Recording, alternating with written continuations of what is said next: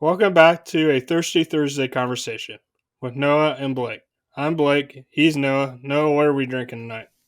Hey man, how are you doing? Doing good. Work a little chaotic, but it's the holiday Yeah, season. I'm just glad you survived. The drive home from I-75 sounds pretty intense that you're dealing A with. little bit. It is every day, but the snow on top of it makes it worse. So, Yeah, well, I guess I'm really excited to say that I work from home for the most part, but that's neither here nor there. Today I'm drinking Taft's Brewing Company, Taft's Brewing Company's Santa's Bible. I read an article the other day and saw on Instagram when they had closed their flagship, and so I was just wanted to give them a little bit of support. What are you drinking? I was actually invited to this event by Mad Tree. They're Seeing Color Hazy IPA. That's such a good IPA. Yeah, I remember you were really Luckily, I still excited got about cans that. left of it. Yeah, But for sure. We have a special guest today, don't we? yes, we do. We have a special guest joining us today, Executive Director of Ohio Brewery Association, Mary MacDonald. How are you doing today? Super. How are you guys? We're doing Good. We're Also, well. excited to have not you on. enjoying this. Not enjoying the snow. Yeah, I've No. had a crazy amount of snow today. I'm not sure what it's like in Columbus where you are. I'm in Cincinnati, and it's doing this almost bizarre thing that I have never actually seen, and it's driving my cat crazy. It'll snow, as in like blizzard, for like 5 minutes. It'll stick for like 30 seconds, and then the sun will come out and it will melt, and then it will repeat off and on from like this morning all the way until like now. We've got the big flakes. I have a husky. She Gotcha. loves it. We had that for a little bit, but now it's gone, and my sidewalk is now officially thawed out. So let's start from the top. When did Ohio Craft Brewery Association start?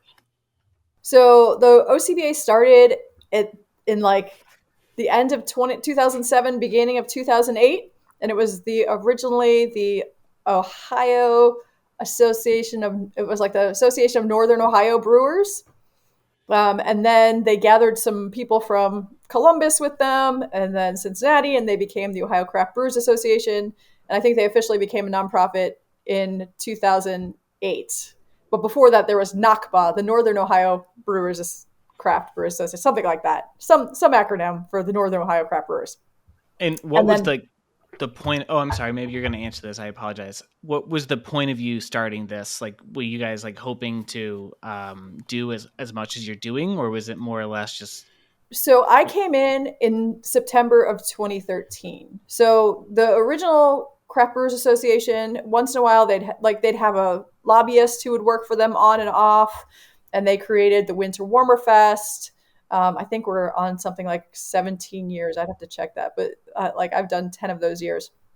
Um, and then Eric Bean from Columbus Brewing Company became president. He's like, we're not really effective as this loose affiliation of breweries. We need someone to run the organization. And I drew the long straw, I guess, and been here for 10 years and seen incredible growth in the organization. So originally it was like lobbying, and then because basically it was all around legislation that could hurt them or could help them.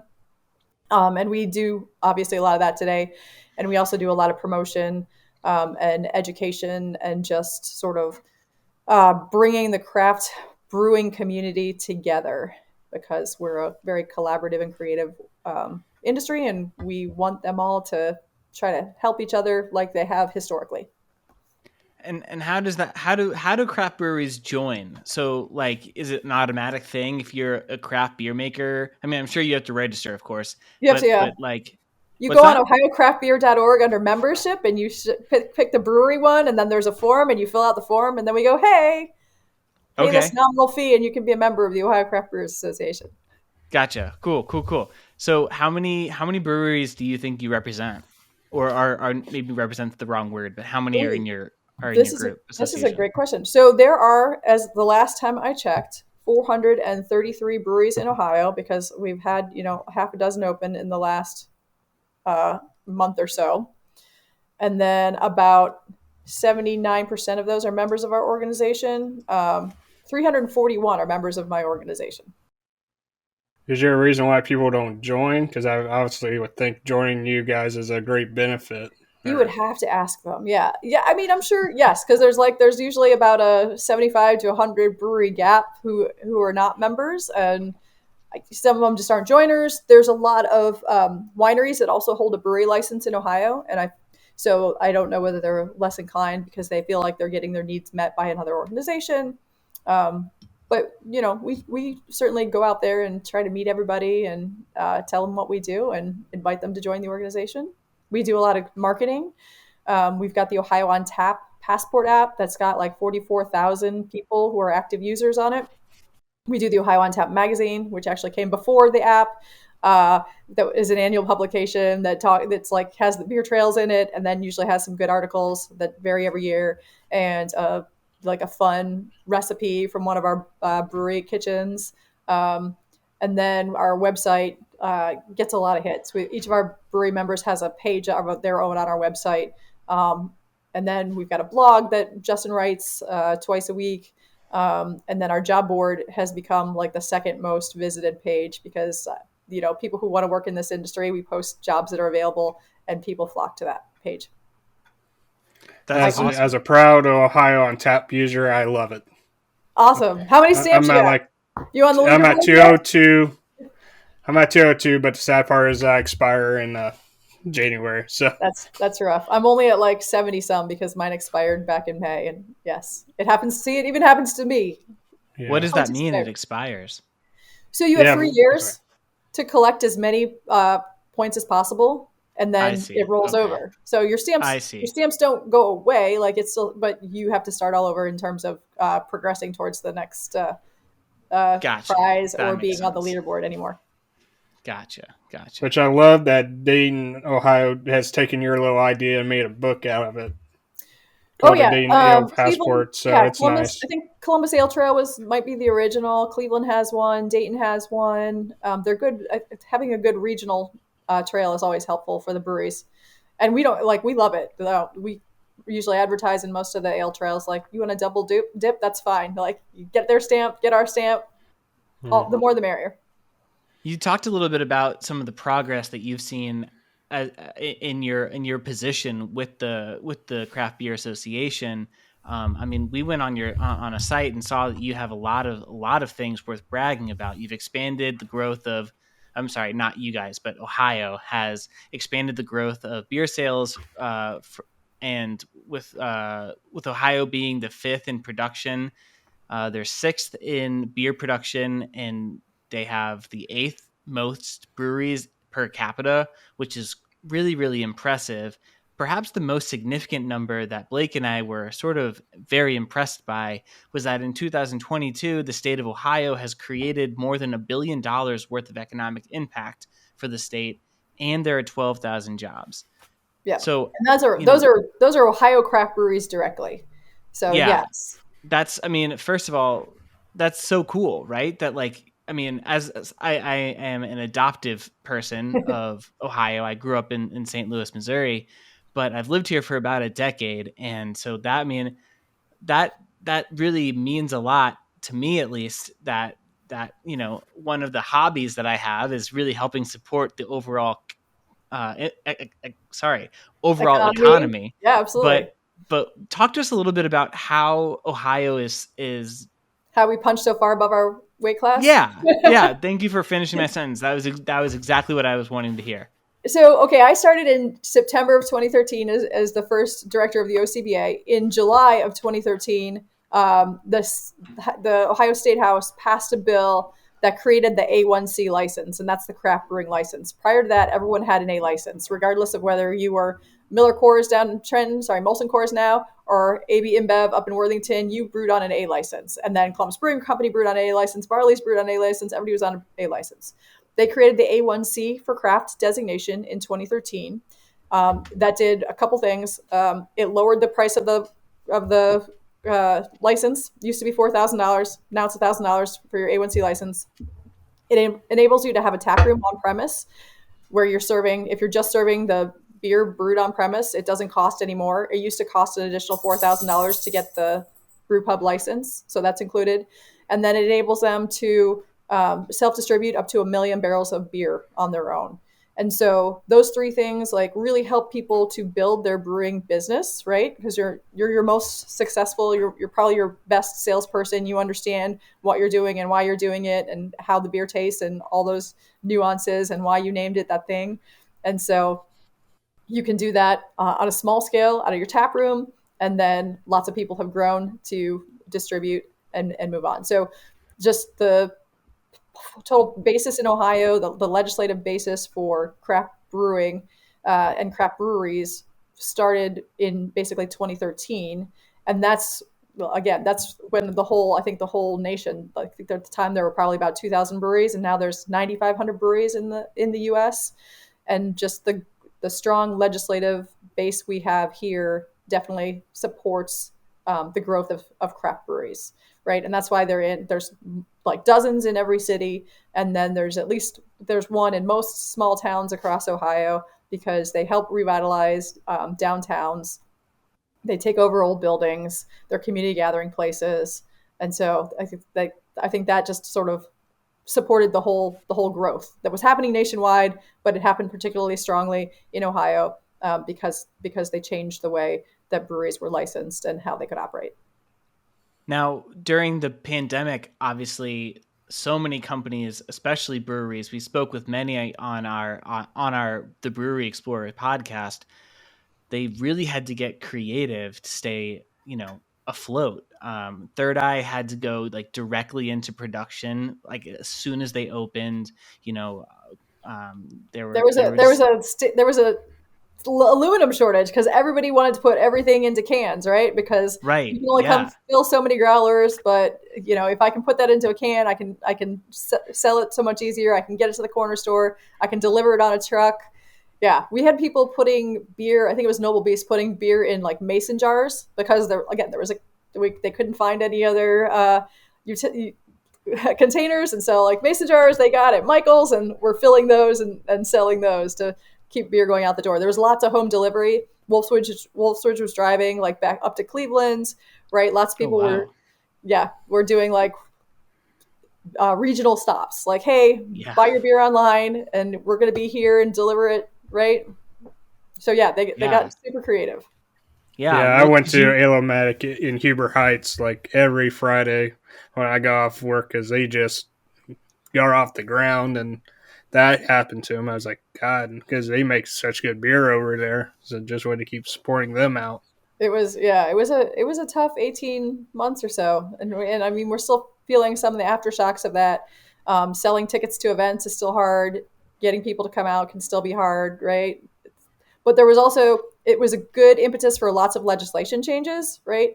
You can, if you order tacos now from your favorite Mexican restaurant, you can get a margarita to go, and that didn't go away, right? The Yeah, for Doras, the sure. designated outdoor refreshment areas, have taken off, and everybody's nice pint day glass, by the way. Um, so many Doras are in small towns now, right? So that you can have the sort of walk and enjoy the great outdoors while you're enjoying your beverage. It was a good impetus to create some legislation that supported small businesses that were struggling to get through. What I Yeah, love about you guys a lot is that you guys create so many interesting events throughout the year. If it's like Pint Day or when you did the Ohio beer or stuff like that. I mean, Yeah, we do a collaboration yeah, beer. because I went to that Oktoberfest. We might have met that day. I went to the Oktoberfest thing at Jackie O's because I hit over 150 or Oh whatever. yeah, So it's yeah. just cool, So neat. Noah, did I see that you have your pint day glass from like 2021 there? I do have my pint day glass. Yeah. Although I have to admit, one of my friends from Mansfield, Ohio, gave it to me because I didn't get to make it in person. That's so we borrow good ideas from other guilds. So there's a guild in most other states, and we share good ideas. And that was a really great idea from Colorado, who's on like their seventh or eighth pint day, and we celebrated our fourth pint day this year. And Yeah. so So, we what? used we I'm so needed sorry. something. I'm No, it's just so okay. giddy. I Yeah, apologize. so we held events as fundraisers. So Winter Warmer Fest is probably our biggest. And again, that was started before there was a me by the Northern Ohio Brewers, the Cleveland area brewers. We've run that for 11 years now. That's always in March at Windows on the River. And we managed to actually get that in before everything shut down. It was the first Saturday in March, so before DeWine closed everything down, we managed to have winter warmer. No one got sick, knock on wood. And then we ran Columbus Craft Beer Week. 6-1 Pour was part of that. 614 is the Columbus area code, and my original intern came up with 6-1 Pour. Now you will have Pour 19 and all sorts of turning the 4 into Pour for area codes. The Pint Day was something that we did because we couldn't have most of our events in 2020. And so we created Pint Day because people could still go out, be outside to enjoy their beverages later in the year. The collaboration beer was something else we did that we started during the pandemic, where we create a recipe. We have a couple brewers create a recipe, and then all of our breweries can buy the same ingredients, and then they can use that recipe as it is. They can tweak it to be their own. We call it From the Heart, Ohio, heart of it all. We're a vaguely heart-shaped state. And yeah, it's fun. It's something that Pint Day, Collaboration Beer Day are things that I think sort of unite our breweries around the state of doing the same thing, but doing it their way. I would imagine that you also do some sort of collaborating with other states like Colorado, for instance, simply just because you guys have the same niche, right? I mean, there's not that much of a difference, I'm assuming, between beer fans in Colorado, Arizona, or Ohio, right? Well, so yeah, I mean that Pint Day was directly imported from Colorado, more or less how they do it. The collaboration beer was a great idea that came from Maine, and Crosby Hops, one of our allied members. Yeah, it's easy to share. We do something called Box of Cheer, and so basically breweries sign up, and it's like Secret Santa, but it's not really that much of a secret. And they send each other boxes of swag and beer and whatnot. Not beer because you can't legally ship beer, but send each other boxes of swag that they then open and show on social media, like, because brewery swag, souvenirs make great gifts for your favorite beer lover. And so we're just encouraging, for us, it's fun to open a box of stuff from some other brewery, but also the purpose of it was to encourage people to go out to your local brewery and buy a t-shirt or a tin tacker or glassware or whatever for the holidays. And that's something that other guilds were like, oh, that's a lot of fun. We're going to do that with our guild, right? So we share ideas amongst each other because you're right. We have similar, just ways of doing things and similar. Everyone wants to appeal to the craft beer lovers in their state. For sure. And it's not a lot of competition amongst our states, right? We're here to support each other, like the breweries are there to support each other. Well, that's another thing. I mean, we've talked maybe too often about how not partnered, but allied everyone seems to be in the craft beer business. We were talking again with Third Eye last year, who was talking about how he has all of these different friends in other craft breweries. And then, there was this, I can't remember what it called. Blake, do you remember what this meeting of the brewers was called? It was called like the Rubber Boots Club or something. Cincinnati has the Rubber Boots. So there's the Pink Boots, which is a women focused group, and Cincinnati does Rubber Boots. So I think they do monthly meetings at a different brewery, and anybody in the industry is invited to come along. Yeah, that's not how it is in journalism. There's a lot more competition there, right? So I mean, talk to me a little bit about, if you can, about how unique that is for a workplace, but also how that really benefits everyone. It's super unique. My board president, Alan Zuder from Wolf's Ridge, likes to say that before beer saved him, he was in other industries and they didn't do this, right? People will maybe not share their flagship beer recipe, but if you need a certain type of hops or, some yeast or malt and barley, we've got a Facebook page. There's boards in most of the local communities, like, hey, somebody help me out. I need, and usually almost always someone is there to say, yeah, I got you. You can pay me back. Yeah. And that really also happened a lot during the pandemic as well. A ton during the pandemic. Right. Yeah. Yeah. I'm out of crowler lids. Who's got extra crowler lids? Who's got PackTex? Who's got whatever it was? Yes. Yeah. It's really, and I think that makes my job easier because, if somebody has a question that I don't know the answer to, or someone's having an experience. I run a nonprofit organization. I do not brew beer, right? But I probably know 20 people who have had a similar experience and can direct you. And more than half of them are going to be like, oh, here, yeah, I'm happy to talk to that person and tell them how we dealt with whatever it was. And I think it's a really special part of the industry. That's what, we try to get breweries who are in planning to be members while they're still in planning. And my more seasoned brewers are like, you want to be a member while you're in planning because we can tell you how to avoid doing all the stuff that we did if we knew now what we knew then, we wouldn't have done it that way. And we're happy to prevent someone else from doing the things we did that we would not do it that way now while you're in planning. Right. Right. Blake, I think you have a question. Yes. So there's been a lot of law changes in the past 10 years, starting with the 2013 taproom law and the 2016 ABV law. Talk to me about those days and also the one you're actually working on currently right now. So the 2013 happened. I lucked into this job and the explosion of breweries in Ohio. That was already done. The ABV we worked with, I think BrewDog was just coming into Ohio at the time. And so it was easy to use them as an example, not to mention Boston Beer, Sam Adams creates Utopias. They couldn't create it in Ohio and they couldn't sell it in Ohio because of our ABV laws. And so, we started looking at raising it. It was 12% at the time. We wanted to raise it to 18. We had lots of meetings with lots of legislators.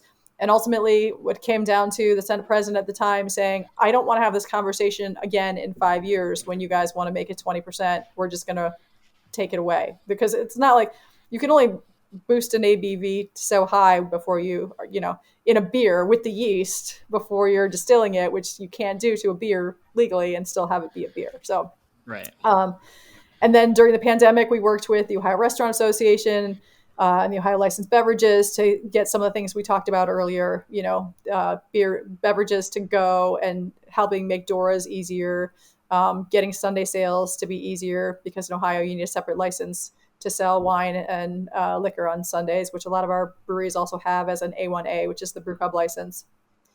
And as these things come up as we experience them, again, there were only 60 breweries when I started. There's 400 and some now. About a quarter of those breweries find them have signed distribution contracts with wholesalers. And we've found that those relationships, when they go bad, go very bad. And so we're trying to help change that law. So here's a little brief history lesson. In 1974, there were about 200 mom and pop wholesalers. Those are the folks who deliver beer, right? And so they represented a couple brands. Their whole business was based on distributing those brands, picking them up from the manufacturer, delivering them to retailers. There were only 116 breweries in the entire United States at the time, right? And so those are going to be your bigger names. Your Molson, Coors, Schlitz, Anheuser, right? Those are all fairly large brands. And those manufacturers started, you've got too much power. You start pushing the little guys around, and they started telling their wholesalers, we need you to do this and we need you to do that. If you don't do these things, we're going to take our brand away and give it to somebody else.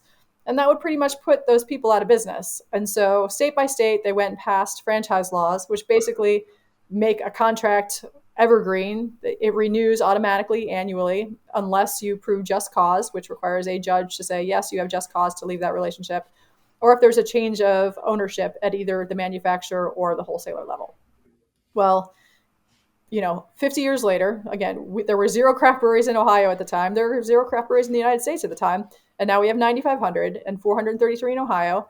And now we effectively have a couple dozen wholesalers because, having something in perpetuity makes it pretty valuable. And so wholesalers have gone and bought each other up. So whereas there used to be 200, Superior earlier this year acquired Brown Distributing in Southeast Ohio. And then they boasted that they were now a 20 million case wholesaler, and they'd done 50 such acquisitions since they started, right? So you can imagine how many other wholesalers have bought up other wholesalers.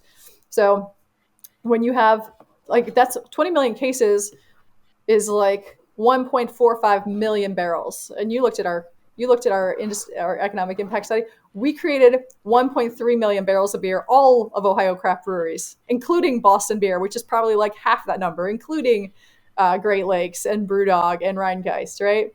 And so you have one wholesaler who controls more than all of the Ohio craft beer in the market. Well, when we've got a small brewery and a bigger wholesaler, they don't have the leverage at times to, hey, I've sold all this beer, I need you to deliver it to XYZ account. Some of them are smaller accounts. During the pandemic, business models changed, and there's like minimum orders for wholesalers on occasion. They've cut their sales staff that used to be responsible for selling a lot of their beer. And, just things have changed such that when you sign with the wholesaler, the terms under which you were operating mutually agreed upon, their business model may have changed. And you don't really have any recourse for that except for to sue them to say, hey, this no longer works for me. And I think it's just cause to get out of this relationship. And so what we're trying to do, we've got two pieces of legislation at the State House. One is House Bill 306 and one is Senate Bill 138, and they're pretty close to the same thing. We want breweries who produce fewer than 250,000 barrels to be able to directly negotiate a contract with their wholesaler that does not default to franchise law, which says this thing automatically renews in perpetuity unless there's a change of ownership. That's what we're going for. We think you are two business people. You should be able to negotiate the terms of your contract. This is what we expect from you. This is what you expect from us. And then if that goes, if someone's not living up to those expectations, you can part. And even those terms of how you're going to part can be written out in a contract, because that's what contracts are for. And, businesses negotiate them every day, day in, day out. It sort of seems like the kind of thing that wholesalers would be against, though, right? Is there sort of a struggle? Yeah. Yes. Can you talk to us a little about that? Well, I mean, if you've got this advantage and it's been working for you, then you don't really want to give up that advantage. Even if off the books you might say, I understand your point, but why would you give that up? Because those brands are theirs in perpetuity, it creates a secondary market for the brands too, right? So the wholesalers trade brands amongst themselves for 5 to 7 times multiplier of the gross amount of beer they sold the previous year. So even if a brand is in decline, it still has an elevated value amongst the wholesale market, right? Sure. So yes, they don't like this. They're very unhappy.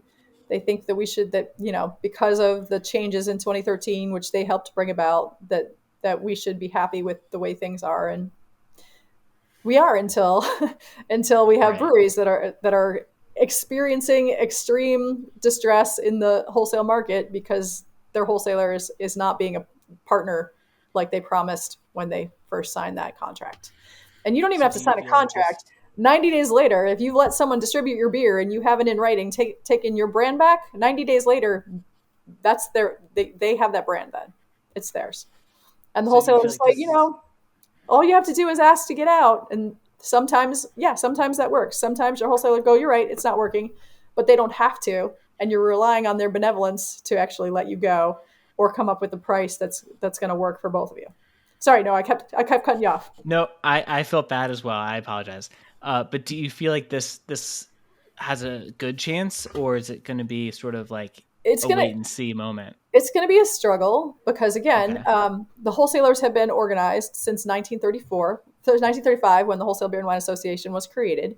And they have a lot of power and influence around the State House because they have contributed greatly to politicians for decades upon decades. And so they have everyone's ear.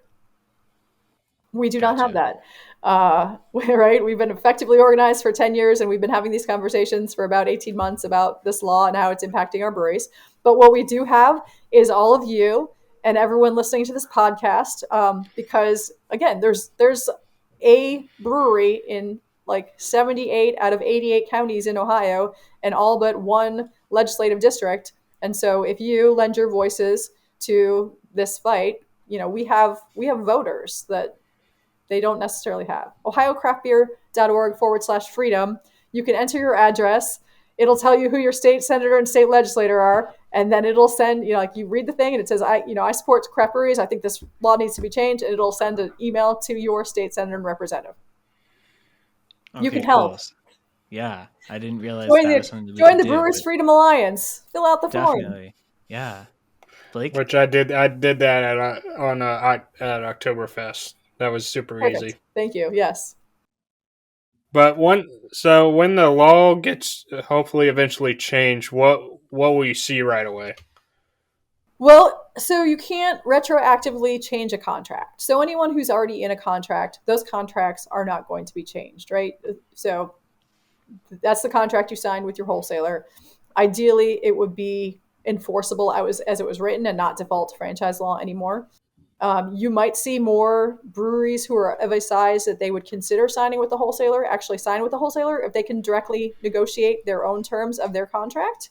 Because right now, breweries do a really great job, I think, of distributing to their home market, right? And then if they want to grow, they have to think about, well, if I'm in the Dayton market and I want to send trucks to Cincinnati, I might be able to do that. That's pretty close. If I want to send trucks to Columbus, still pretty close. If I want to send trucks to Cleveland, that's more of a stretch, right? Like how far outside of your home market do you want to get?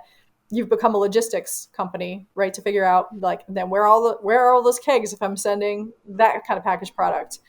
And so I think you might see more people who will sign with the wholesaler for more distant markets in Ohio because they're not tied indefinitely to a wholesaler if they write that into their contract. Does that make sense? Yes. Why do you think this is not getting? I know there's some areas that are covering this, but there's a lot of news outlets you haven't even heard about this. Really? I mean, Yeah, well, right. I don't think the general public knows how their beer gets to market, right? Either they've seen the Rheingeist truck or the Wolfsburg truck or whatever, and because we can self-distribute, and that's a very visible manifestation of that. I've seen the truck. I'm familiar with the salesperson. I've seen them, um, but I don't think many people know about the intricacies of the wholesale beer distribution market because you don't care. You just know that, like, hey, I like that Taps beer. It was on the shelf at the supermarket, and so I got it. You don't think about who brought it there or how it got there. And so a lot of what we're doing is education, both of the general public, but also primarily of the legislators. Because when you explain to someone like, well, I mean, you signed a contract, right? It's just a contract. If you're when does the contract end? Well, it doesn't end unless either the one of the businesses sells or someone dies or someone agrees to let someone else out. It can just keep renewing in perpetuity. That's not what a contract feels like to most people who said, well, I signed a contract. So we're a lot of times so like, well, outs, you signed the contract, like you knew what you were getting into. Well, yes, true, but also that doesn't mean we shouldn't change a law that has outlived its time. It made sense at the time. It was protecting small businesses. At the time, those were the wholesalers. Now it is definitely not protecting the small businesses that are the small craft breweries today, right? If the point of the law was to protect small businesses, 50 years later, it is not doing that anymore, and it should be modernized to reflect the current alcohol, the beverage alcohol industry as it is today, and the beer industry as it is today, not as it was 49 years ago. so outside of the distro law, what are some other challenges Ohio breweries face, and what us as fans as consumers can do to help the Visit a breweries tap out? room, right? Buy craft beer. I think, That's an easy right? answer. Visiting a That tap was room, the answer Blake wanted to hear. right? Keep checking off those stamps on Ohio on Tap. Yeah, I think again, still coming out of the pandemic, tap room visits are down. They're leveling out more. When you're out to dinner at your favorite restaurant and they serve craft beer, order a pint and tell them that you're grateful that they're serving that they have that beer on draft, right? I I do. mean, yeah, right. I think supporting small local businesses is as easy as like appreciating the people who are already doing that and visiting the ones that you like and checking out the new ones and giving them feedback about what you like and what they could do better. They don't always appreciate the feedback, but Then there's one other area of this next generation of Gen Z. What are you as an organization trying to do to help show them that craft beer is okay? Yeah, we've read a lot of it's articles about how I'm a millennial, how Gen Z Gen Z. people aren't drinking alcohol that much or aren't drinking beer that much. Is there any ideas that you guys could have to sort of help support I your think that's a guys's? larger that's certainly a conversation that's happening at a national level, right? Sure. And some that I think that most recently that was old data, and so first we're going to make sure that Oh, the data is true, right? Um, but yes, there's definitely I think there's an overall decline in beer consumption, and been a decline in the beer market. Um, Craft has been holding steady so far, but I don't we're cautiously looking at how do we attract new customers, and not just um, millennials or Gen Z, but we look at we are all very white people as we sit on this, right? And there's Right. certainly an opportunity to welcome more diverse brewery owners and brewers in our industry, more women in our industry, right? I think, mhm. I used to joke. So when I started, I got into this because I helped create a Columbus Microbrew Festival. That's how long ago it was. It was the Microbrew Festival at the North Market. And the first night there were like 3,000 people there, and I called all my single girlfriends and I was like, you should come to this beer festival because there are a lot of single dudes here.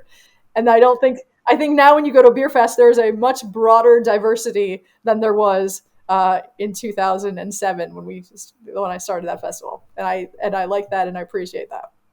But there's Yeah, for certainly sure. opportunities both age wise and in equity and inclusion opportunities.